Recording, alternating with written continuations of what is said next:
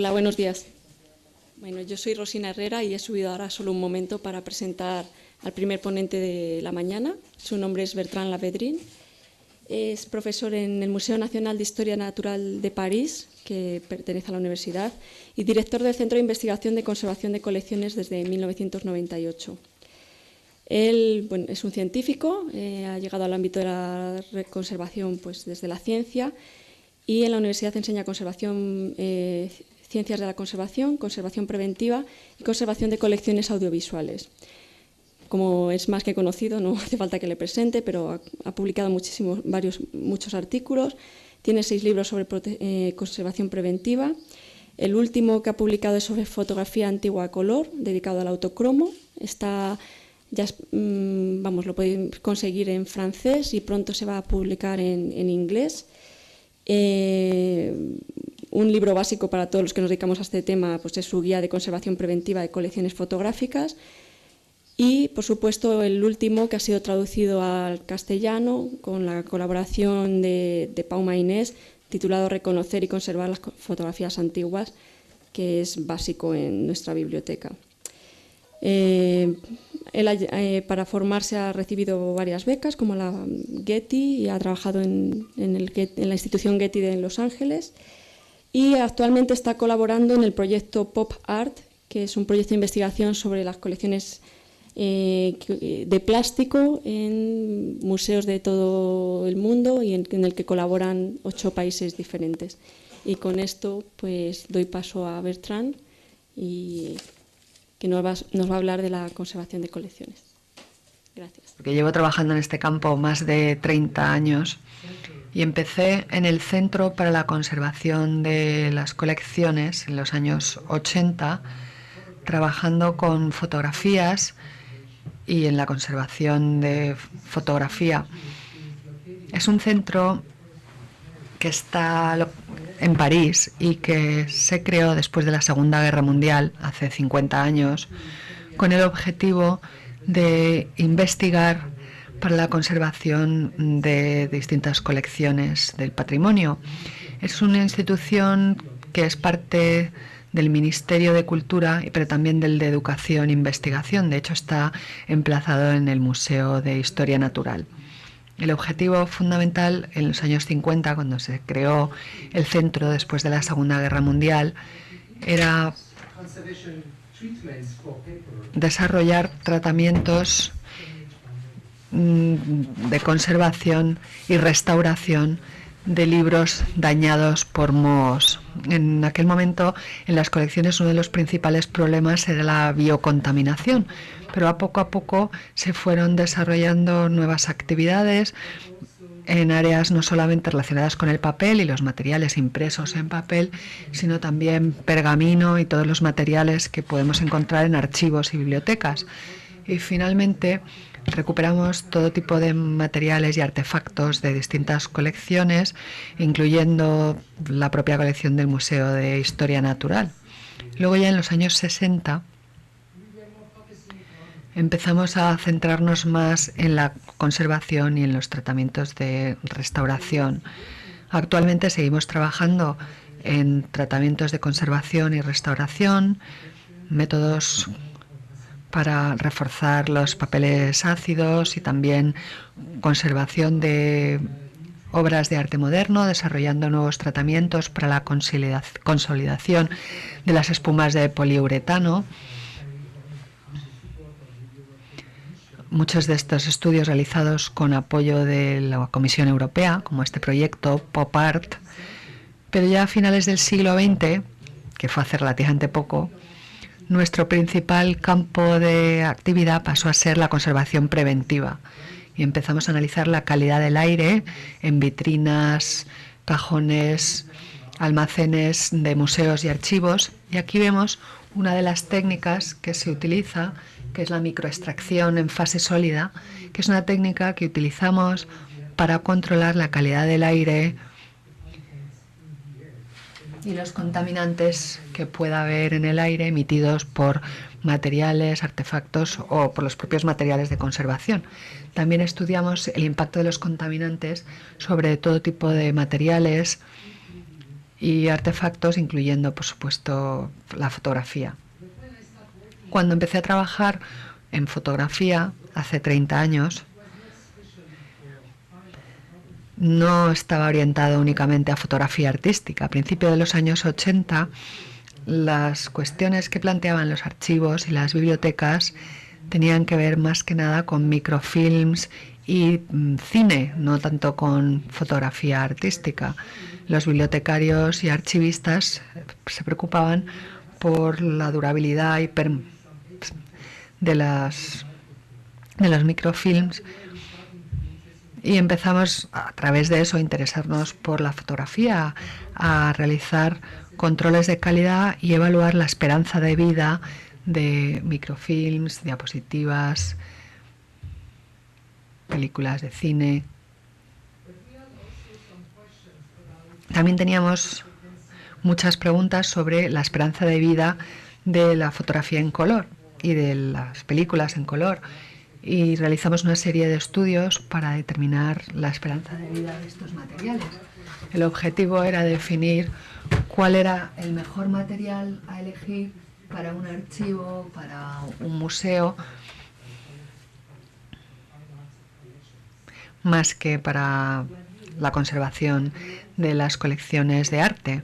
Y de hecho se tardó bastante tiempo en que Francia, a pesar de ser un país que tanto ha contribuido a la historia de la fotografía, reconociese la fotografía como un medio que merece estar en los museos de arte. Por ejemplo, esta colección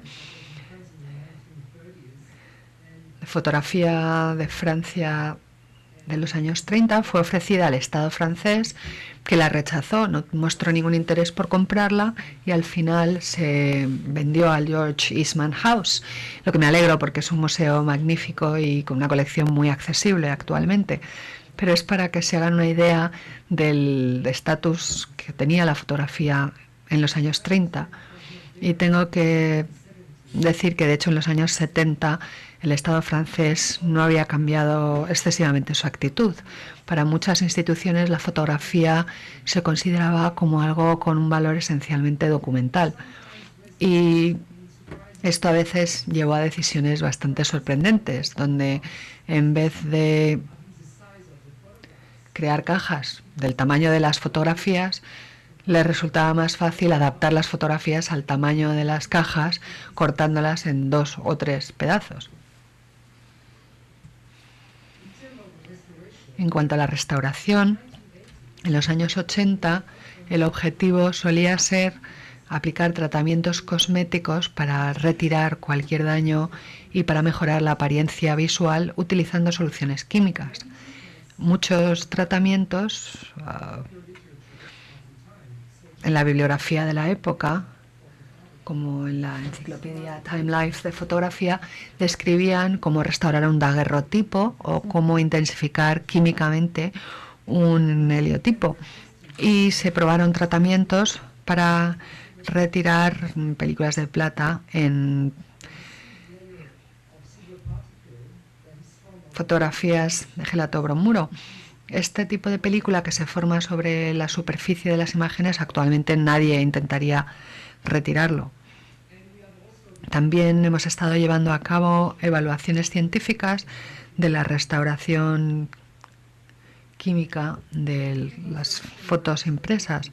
Se experimentó con soluciones químicas para reducir la descoloración de los negativos de gelatina y para restaurar negativos que se desprendían. Una de las prioridades de la investigación fue mejorar la apariencia visual del artefacto, lo que ya no se hace.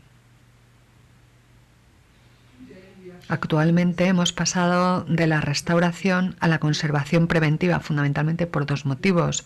En primer lugar, porque las colecciones de fotografía suelen ser enormes y resulta más eficiente concentrar nuestros esfuerzos en la conservación preventiva de la colección en su totalidad que en la de unas pocas fotografías o negativos, y esto es particularmente cierto en el caso de las colecciones de negativos.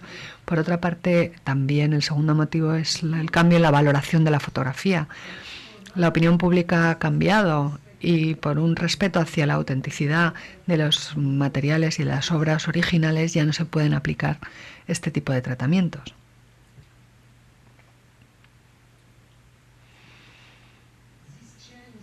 Este cambio en la forma en la que se valora la fotografía en Francia se corresponde también con la inauguración del Museo d'Orsay en 1986, con un departamento dedicado a la fotografía del siglo XX.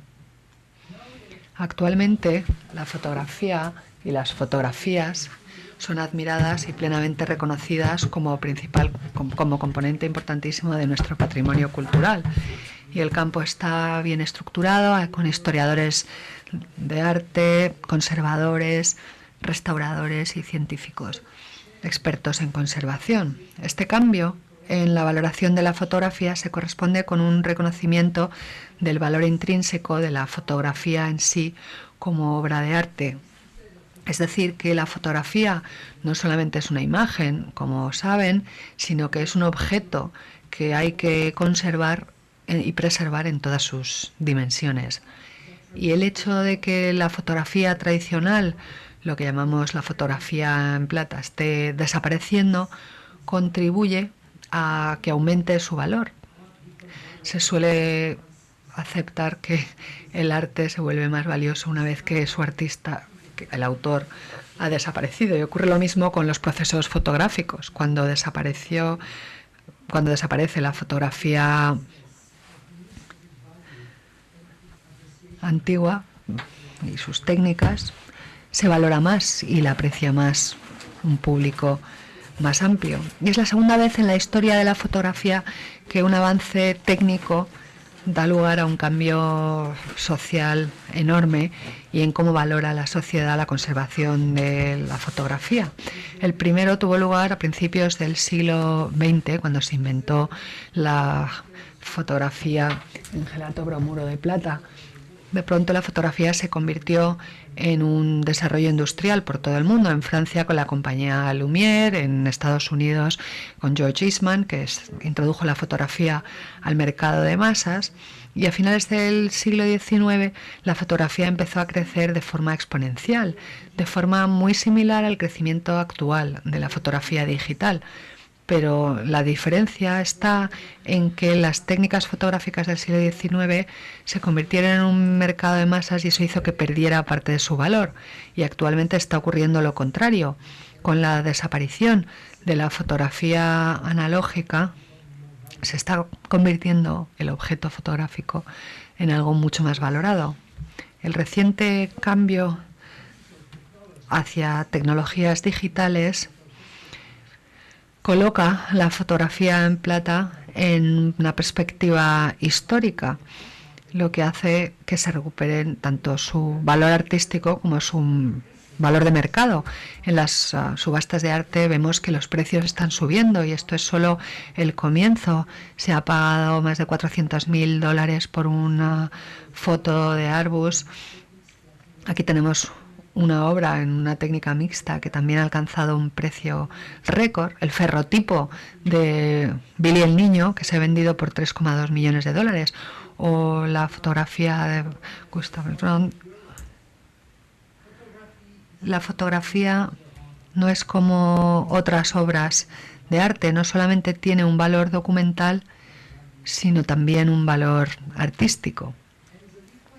Y la exigencia de que el objeto esté intacto ahora se ha modificado y resulta atractiva la pátina como marca o signo de autenticidad. Los signos del paso del tiempo se han convertido en una evidencia valiosa de que la fotografía es antigua. Hay un valor en la antigüedad y, citando a Alois Riegel, el valor de la antigüedad se revela a través de las imperfecciones, la tendencia a que la forma y el color se disuelvan. Y Gawain Weaver señala que esta imagen de Edward Weston podría haber perdido valor porque su aspecto original, cuando se vendió en una subasta en 1998, se había alterado en el 2004. Y esto demuestra que los signos del paso del tiempo, los daños que pueda haber sufrido la obra, pueden de hecho aumentar su valor. Y para el público en general es interesante ese envejecimiento. Y de hecho actualmente están de moda las fotografías actuales con aspecto antiguo, como esta aplicación del iPhone que hace que las fotografías digitales parezcan fotografías antiguas. Esto demuestra que los gustos del público han cambiado y este es un cambio importantísimo en los últimos 30 años, lo que revela que las fotografías no son solamente un objeto de consumo, sino que como cualquier otro artefacto cultural, las fotografías tienen el derecho a envejecer y a evolucionar con el paso del tiempo. Quisiera mostrarles esta imagen extraordinaria de la Biblioteca Nacional, unos negativos de Gail, el envejecimiento que ha llevado el color natural a estos tonos amarillos, rojizos, que le dan un valor estético extraordinario a estos negativos sobre vidrio, y nadie pensaría, o se le ocurriría ahora mismo, intentar quitar esos colores, porque son parte de la historia del objeto y le aportan a la placa un valor añadido. Ahora estamos en un mundo muy complejo en el que tenemos dos tipos de imágenes fotográficas. Tenemos la fotografía analógica y la fotografía digital. Y la pregunta es, ¿cómo definiríamos una fotografía en la actualidad? En el pasado, en el siglo XX y en el siglo XIX, era más fácil. Una fotografía era una imagen permanente producida por la acción de la luz sobre un material fotosensible. Pero ahora ya no es así. Tenemos en nuestras colecciones imágenes que llamamos fotografías, que en realidad no son tales fotografías en el sentido de esta definición del siglo XIX o XX, sino que están impresas por una impresora de chorro de tinta. Y luego en el debate seguro que podremos tratar este tema, y después de esta breve introducción voy a pasar al tema de la conservación preventiva de las colecciones fotográficas. Lo que quería recalcar son los cambios que se han producido en estos últimos 30 años, en los que hemos pasado de la conservación activa a la conservación preventiva, y que se corresponden también con los cambios en la valoración por parte de la opinión pública de la fotografía. El objetivo en la actualidad consiste en conservar la integridad y autenticidad de los artefactos fotográficos, porque una onza de prevención vale una libra de cura. Mi profesor de karate siempre me recuerda que el cuerpo humano puede ser muy fuerte o muy débil en función de dónde golpeemos. Lo mismo podríamos aplicarle a la fotografía, que puede ser muy resistente o muy débil en función de los agentes a los que las expongamos. Una fotografía normalmente está compuesta de capas sobre un soporte que puede ser de vidrio, de papel o de plástico, y luego una capa superior que contiene una imagen. Para las imágenes en blanco y negro, para las fotografías en blanco y negro, la imagen evidentemente se revela en plata. La mayor parte de las fotografías de los siglos XIX y XX utilizan bromuro de plata, sales de plata. El problema de la plata es que es muy sensible a la oxidación, al oscurecimiento, cosa que no es nada nuevo. Es un fenómeno que se conoce desde hace más de 250 años y que se ha descrito en la bibliografía del siglo XIX, siglo en el que todo el mundo sabía que la plata se desvanece y que las fotografías en blanco y negro desaparecían con el tiempo. ¿Cuáles son los factores de la degradación? Se conocían. En primer lugar, tenemos que centrarnos en la calidad del aire. Los contaminantes, la humedad relativa, cuando es alta, aceleran la degradación de las fotografías, y tenemos muchos ejemplos de degradación causada por contaminantes. Por ejemplo, los daguerrotipos que estaban protegidos por un vidrio. Cuando se rompe el vidrio o desaparece el daguerrotipo, oscurece muy rápidamente. Pero también tenemos otros ejemplos en fotografías en blanco y negro, como estas de albúmina, donde vemos que en los bordes de la imagen se ha desvanecido el color. Y también el efecto que mencioné anteriormente. Es una combinación de presencia de contaminantes y alta humedad relativa. Esta combinación es una fuente importante de degradación de imágenes. Cuando nos referimos a los contaminantes, con frecuencia pensamos en los contaminantes que están en la calle, al aire libre, los que generan la industria o los automóviles, pero hay otra fuente de contaminantes que es igualmente peligrosa. Los contaminantes producidos por disolventes, pinturas, pegamentos, productos de limpieza y demás, y que están dentro de los edificios. En los últimos años hemos visto muchos ejemplos de fotografías colgadas en una galería recién pintada, pocos días antes de la exposición. La pintura y el barniz emiten gases que oxidan la imagen, lo cual da lugar a una descoloración patente. Puede que hayan visto también estos efectos en sus propias colecciones. Después de pocas semanas o días, muy rápidamente se produce un amarilleo muy marcado, que no se debe a un mal revelado de la fotografía, sino a la presencia de contaminantes, compuestos orgánicos volátiles que emiten tanto las pinturas como los barnices. Por otra parte, las fotografías en plata, en blanco y negro, pueden ser mucho más sensibles a estos contaminantes y la degradación va mucho más rápida todavía. Otro ejemplo de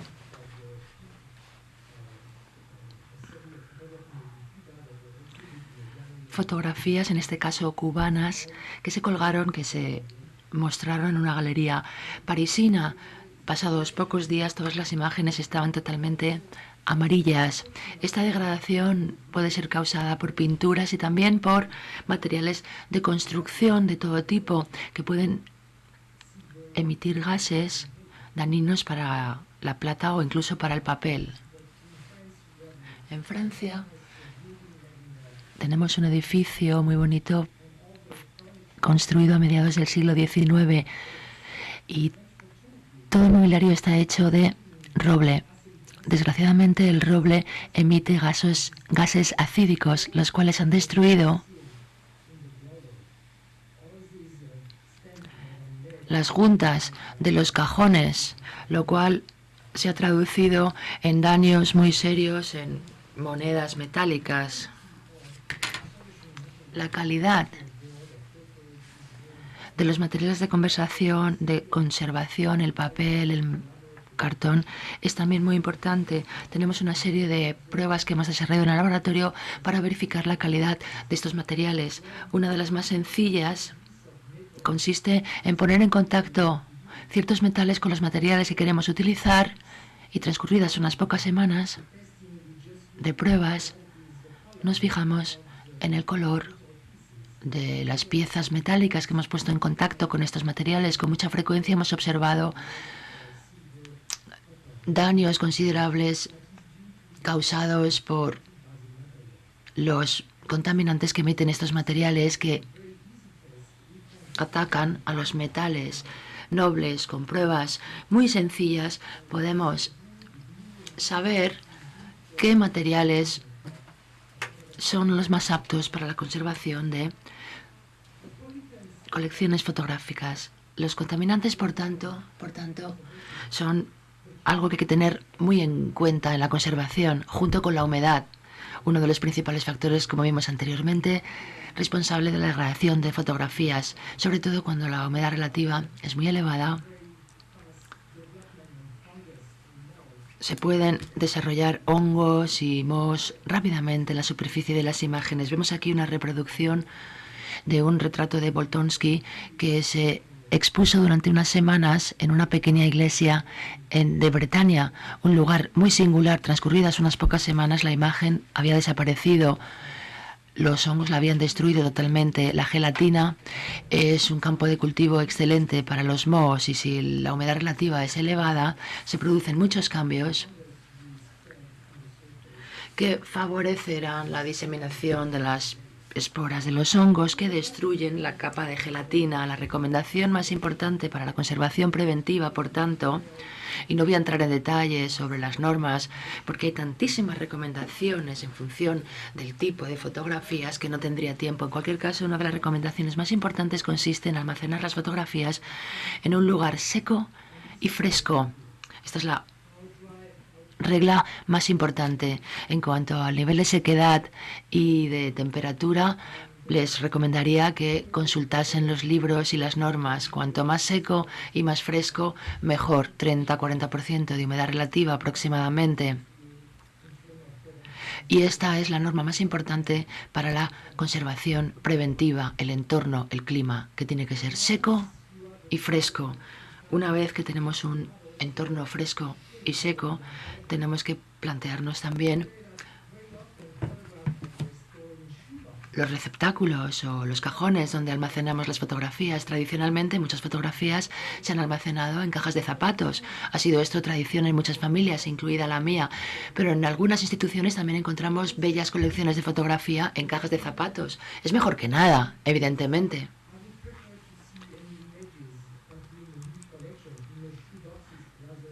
Yo prefiero ver fotografías en una caja de zapatos que al aire libre. Incluso una caja de zapatos de mala calidad proporciona protección contra el polvo y otros contaminantes.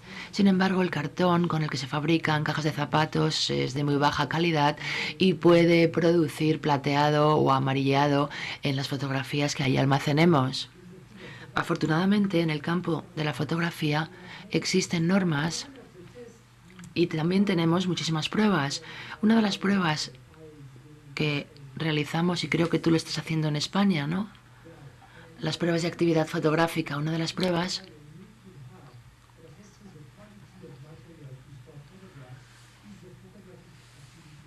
es la que denominamos prueba de actividad fotográfica, desarrollada hace algunos años por el Image Permanence Institute, y ahora es una prueba normalizada para determinar la calidad del papel y del cartón que se utiliza para almacenar fotografías. Mediante esta prueba sabemos si el material, papel o cartón, es apto para conservar o no fotografías en él. Ahora, en los catálogos de marchantes también hay una serie de información sobre los papeles más aptos para la conservación. Se llama papel de conservación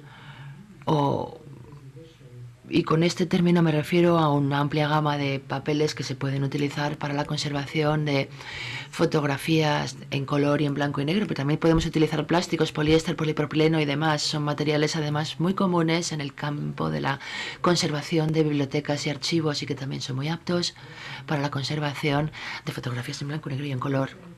Lo mismo puede aplicarse a los cajones y vitrinas donde almacenamos fotografías. Tenemos medios bastante económicos que podemos utilizar, incluso basándonos en estanterías estándar de oficina recubiertas de materiales aptos. Es decir, encontrar materiales aptos para la conservación fotográfica no es tan difícil como lo era hace 20 años.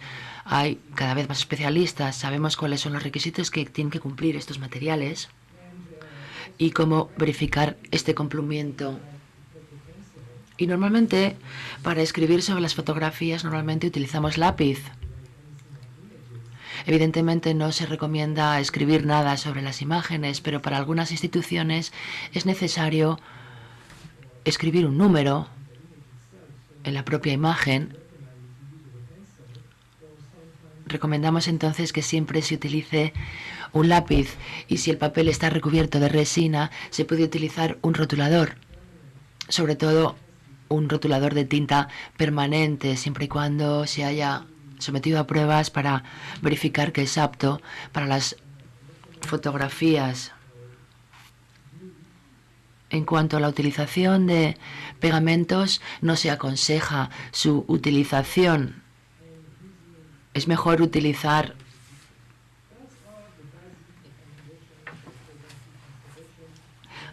guantes, y también para fijar fotografías sobre el álbum hay que evitar la utilización de pegamentos y se pueden utilizar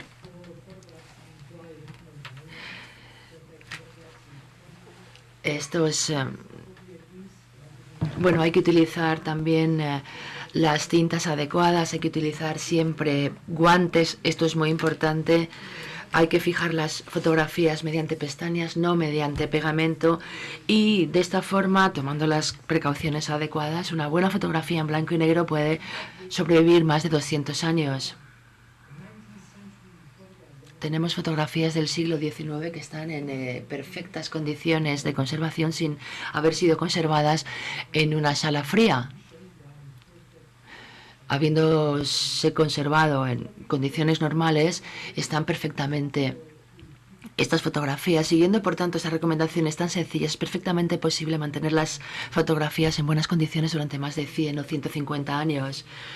Un entorno frío y seco, protegerlas en cajas o en cajones, utilizar las tintas adecuadas para estampar los números y evitar la utilización de pegamentos.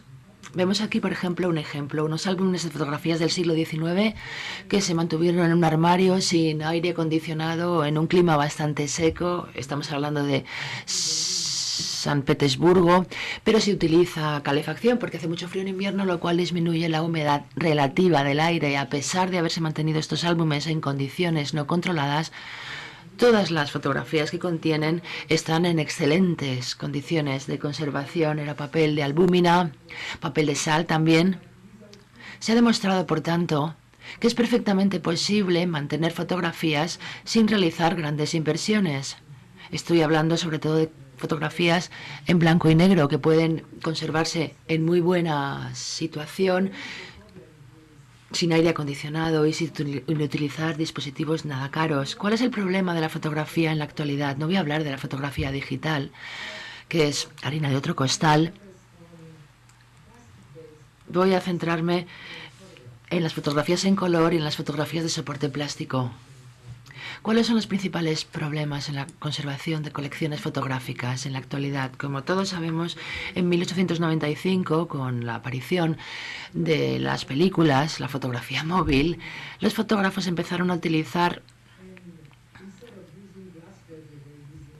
papel de película y utilizaban negativos de plástico. Hasta 1950, desde 1895, se han utilizado películas a base de nitrato para cámaras de cine. Este material tiene muchos inconvenientes, como todos sabemos. Es muy combustible, altamente inflamable.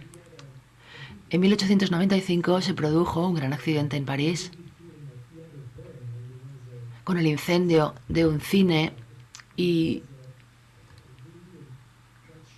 bastantes muertos, lo cual evidentemente conmocionó al público parisino. Es un accidente que todavía no se ha olvidado en París. Fue un incendio muy dramático que nadie ha olvidado. Se conocían los peligros de este material, nitrato de celulosa. Y evidentemente también podría ocurrir en negativos de este mismo material. Esto se produjo con película de cine y la gente pensaba que el riesgo era el mismo en negativos fotográficos, que sí están expuestos a un riesgo, pero no tan alto como el de las películas. Por tanto, no tenemos que apresurarnos a descartar colecciones de negativos en nitrato. En mi opinión, no hay riesgo de combustión espontánea. Puede quemarse muy rápidamente, cosa que también se aplica al papel. Sin embargo, el principal problema de este material es la degradación del propio negativo, la cual produce ácidos bastante potentes como el ácido nítrico, el cual daña no solamente la fotografía, que lo emana, sino las fotografías y objetos cerca de la fotografía en cuestión. Y este es el principal problema de este tipo de colecciones. Aquí encontramos una colección de negativos basados en nitrato que estaban en buenas condiciones hace algunos años y que además se almacenaron con materiales aptos en sobres de papel. Viene de la Coste-Dieu en París. Son imágenes de la Segunda Guerra Mundial, fotografías de la Segunda Guerra Mundial de oficiales alemanes. Y la mayor parte de estas fotografías están ahora en muy mal estado y se degradaron en poco tiempo. Empezamos a observar signos de degradación y se aceleró mucho este proceso. Incluso si almacenamos las fotografías o negativos en materiales de buena calidad y en un ambiente apto, muchas fotografías siguen degradándose. Otro problema que tenemos con el acetato de celulosa que se introdujo en 1950 para sustituir al nitrato de celulosa y se llama película de seguridad porque no es inflamable. Al principio hubo mucha satisfacción con este producto, ya que no era inflamable, no se quemaba de forma espontánea y además se suponía que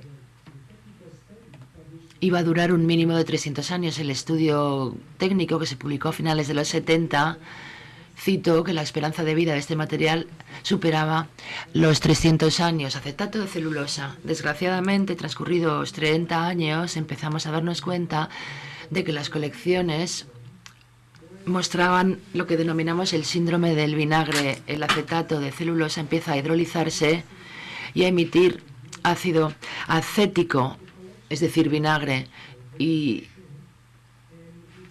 todas las colecciones resultaron dañadas y se perdieron muchos negativos. Al principio el negativo se hace rompedizo, frágil, y luego es casi imposible revelarlo, positivarlo. Hay ciertas técnicas de conservación que nos permiten eliminar esta capa de negativo del soporte de la base, pero son carísimas, nadie puede permitírselas y además también tienen sus propios riesgos. He hablado del segundo mayor problema de las colecciones modernas basadas en soportes de plástico. Y por último, un problema que hemos empezado a ver a finales del siglo XX, la degradación de las fotografías en color. Las fotografías en color tienen tres capas. Las fotografías cromogénicas tienen tres capas de tinte sobre un soporte de papel amarillo, magenta y cian. Desgraciadamente, en ciertas condiciones, uno de estos tintes se degrada más rápidamente que los otros y se produce un viraje de color, un virado. Normalmente, las fotografías acaban mostrando un único tono, o amarillento o magenta. Para estas fotografías en color,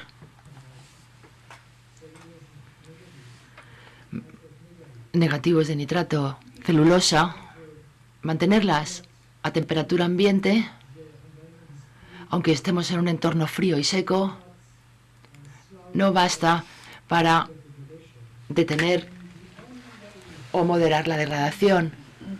La única solución consiste en almacenarlas en una sala fresca, fría, basándonos en el trabajo realizado hace algunos años por mi colega Jean-Pierre Digodot. En el instituto sabemos cuál es el impacto de la temperatura en la esperanza de vida, en la durabilidad de las fotografías. Si reducimos la temperatura 10 grados, multiplicamos la esperanza de vida del documento por 2.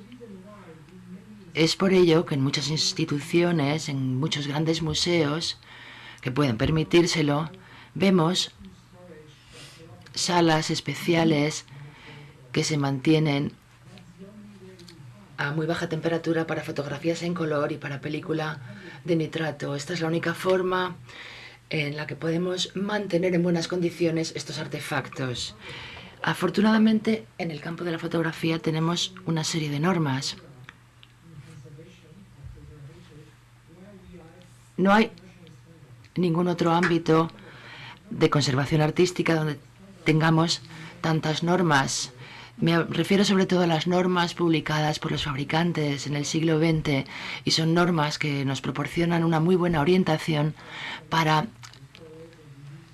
la conservación y el uso de colecciones fotográficas. Les recomiendo entonces, si trabajan en una institución, que consulten estas normas, ya que nos proporcionan información muy útil sobre la mejor forma de almacenar y conservar las colecciones. También hay muchos recursos en Internet. Por ejemplo, en el IPI, el Instituto para la Permanencia de la Imagen, tiene muchísima información muy útil para la conservación de estos artefactos. Les recomiendo entonces que consulten la bibliografía para conocer mejor las mejores formas de conservación. Así que el almacenamiento en frío es un método bastante popular y bastante generalizado, por ejemplo, en el Museo de Arte Moderno en Nueva York, en el Smithsonian, en Washington, y en otros grandes museos encontraremos estas salas. Este es un almacenamiento en frío en Noruega, donde se utilizan los recursos naturales de la montaña para conservar colecciones no solamente fotográficas, sino también colecciones en papel. En una mina cuya temperatura es de 8 grados durante todo el año. El único problema es la humedad relativa, que es el 90%, y por tanto lo único que hay que hacer es extraer la humedad del aire de estas cuevas naturales. Por favor, ¿pueden apagar su móvil, que interfiere con el sonido? Luego quiero referirme a la búsqueda de otras soluciones que sean económicamente viables, ya que el precio de la energía es cada vez mayor, así como el precio de los materiales. Tenemos que encontrar, por tanto, soluciones que puedan ser aptas para pequeños museos que no tienen demasiados fondos, y para los próximos años el objetivo consiste en desarrollar nuevas soluciones que tengan todos estos factores en cuenta. Incluidos los recursos disponibles a nivel local. Estamos hablando, por tanto, de un desarrollo sostenible, que es el objetivo que guía la conservación de colecciones fotográficas en los últimos años.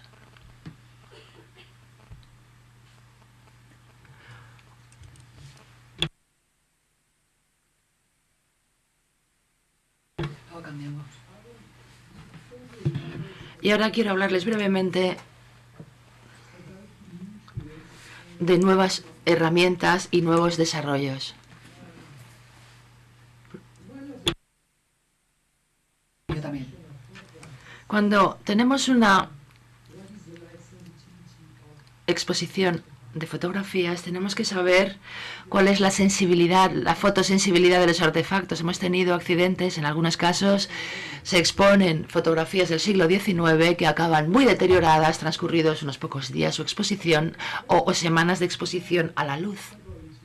Hay que saber cuál es la fotosensibilidad del artefacto. Hay que saber durante cuánto tiempo podemos exponer estas fotografías. Tenemos herramientas lanzadas por Paul Whitmore que sirven para evaluar la estabilidad a la luz de un objeto.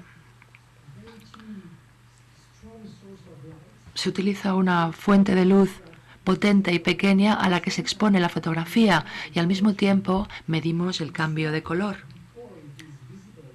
Antes de que los cambios sean visibles al ojo, apartamos la fuente de luz. Esta prueba nos da una idea muy exacta de la sensibilidad a la luz de la fotografía. Se ha utilizado también en otro tipo de objetos artísticos, incluidos óleos y acuarelas. Hemos ahora realizado una serie de pruebas en las primeras fotografías en color para ver su sensibilidad a la luz. De Ducos-Duron vemos que son muy sensibles a la luz. La velocidad de degradación es muy rápida. Una vez que realizamos esta prueba, el azul, el rojo y el amarillo son mucho más estables. Sin embargo, en estas fotografías de Ducot-Durán, con estas herramientas podemos evaluar la sensibilidad a la luz de los artefactos fotográficos y también de cualquier otro artefacto museístico de una colección. Otra herramienta que utilizamos y que estamos desarrollando es el dosímetro de luz. Cuando exponemos artefactos muy sensibles en exposiciones temporales, es importante saber cuál es la irradiación que ha recibido el objeto. Hemos introducido este tipo de dosímetro de azules que además exponemos cerca de los objetos para que reciban la misma luz y en función del color durante la exposición nos hacemos una idea del riesgo al que están expuestos los artefactos. Si el objeto, por ejemplo, es azul, si el papel es azul y si transcurren unos días y el color vira de azul a morado o a rosa, sabemos entonces que cuando el color es rosa, la dosis de luz que ha recibido el objeto ha sido excesivo. Sabemos que ha llegado el momento de apartar el artefacto de la exposición, de dejar de exponerlo, ya que ha recibido una dosis equivalente a la máxima que puede recibir durante un año. Se han publicado dosis recomendadas para cada tipo de objeto. Se recomienda no superar nunca estas dosis, que son dosis máximas anuales. Esta herramienta es muy útil y muy cómoda para verificar si las condiciones en la sala de exposición donde se cuelgan las fotografías son adecuadas o no. Vemos, por ejemplo, cómo cambia el color de esta fotografía una vez expuesta a la luz. Y por último, quiero mencionar, antes de concluir mi presentación, otra posibilidad, la utilización de marcos anóxidos.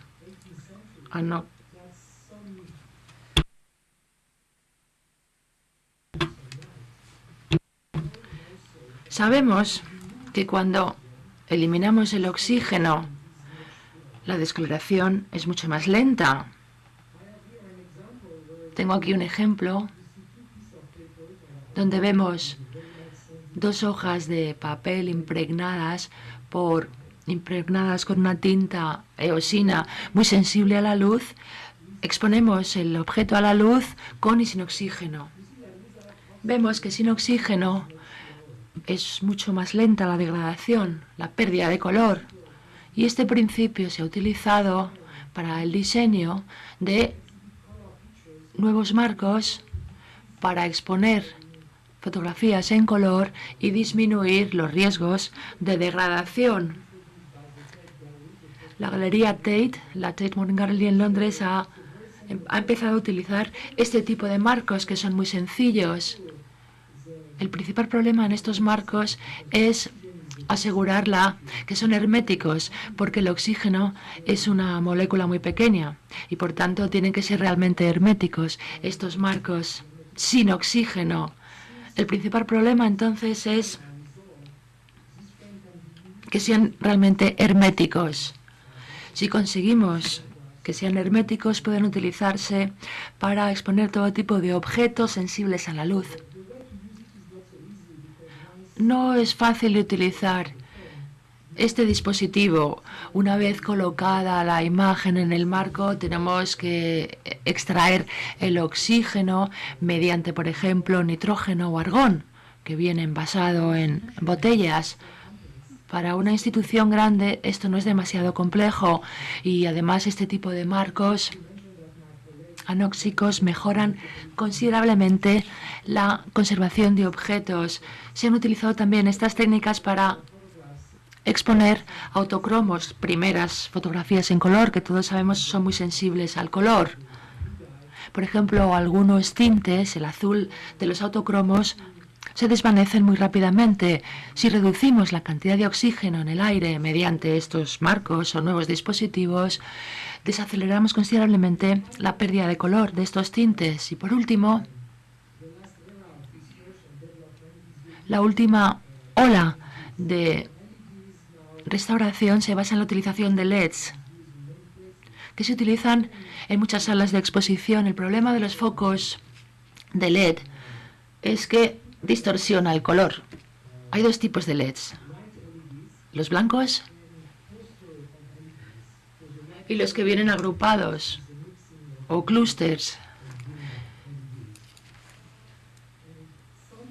Y a veces, y lo pueden ver ustedes mismos, mirándose la mano iluminada con un LED, y la mano bajo la luz de un LED será un poco más rosada que lo que vemos con luz natural, lo cual puede ser un gran problema a la hora de apreciar una fotografía en color o un objeto artístico de otro tipo.